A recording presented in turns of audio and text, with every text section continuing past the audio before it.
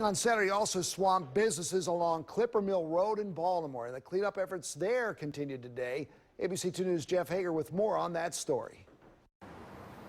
Some are calling this a 1,000-year flood, but here along the Jones Falls in Baltimore, businesses are suffering some huge losses for the second time in as many years when the waters here left the banks.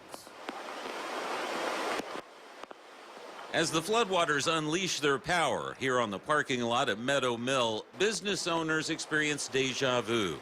This was really scary. It was 2 hours of rain. It came up in about 10 minutes. People were stranded in their cars, stranded in the building.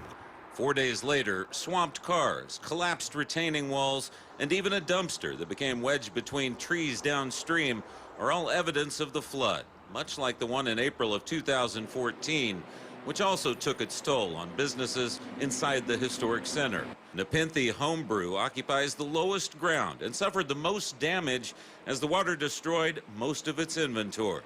We will definitely reopen. In the short term, there's so much paperwork and headache associated with flood insurance that we have to do right now that are, it's kind of hard to get our heads out of it and look into the distance and see, what exactly the next steps are.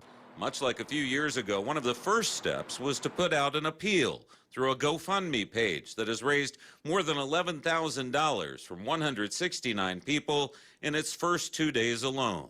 I think justifiably worried that if we repeated a flood, we'd see people saying, well, they should have moved out. And, I think from the outside looking in, that's a valid criticism if you don't have the context or really the understanding that commercial leases are different than residential leases, not as easy to break. But we didn't see a lot of that.